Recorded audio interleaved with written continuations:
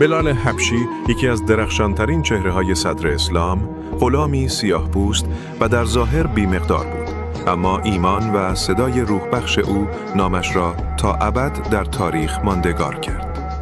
او در سرزمین حبشه، اتیوپی امروزی به دنیا آمد و بعدها به مکه آورده شد و در بردگی امیه ابن خلف از سرسخت‌ترین دشمنان اسلام قرار گرفت.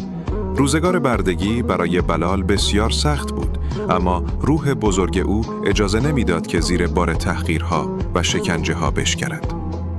هنگامی که نور اسلام در مکه تابیدن گرفت، بلال با شنیدن سخنان پیامبر اکرم حقیقت را دریافت و با تمام وجود ایمان آورد.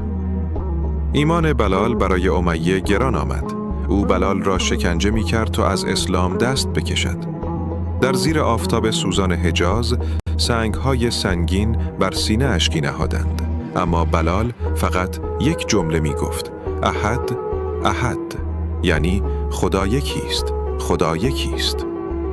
این پایداری سبب شد که نام او به عنوان نماد آزادگی و ایمان در تاریخ ثبت شود.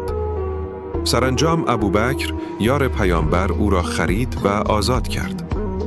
پس از آزادی، بلال به یکی از نزدیکترین یاران رسول خدا تبدیل شد. صدای گرم و نافذ او به قدری زیبا بود که پیامبر او را به عنوان نخستین مؤذن اسلام برگزید. از آن پس بانگ اذان بلال دلها را به یاد خدا روشن می کرد. بلال سالها در کنار پیامبر ماند. پس از رحلت رسول خدا غمی بزرگ بر دلش نشست.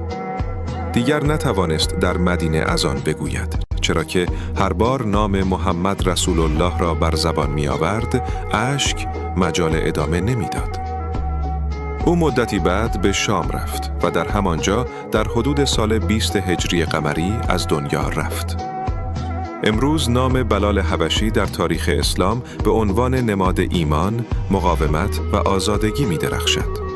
غلامی که روزی در زنجیر بود، به یاری ایمان و صدای ملکوتیش به جایگاهی رسید که نامش در کنار پیامبر خدا جاودانه شد.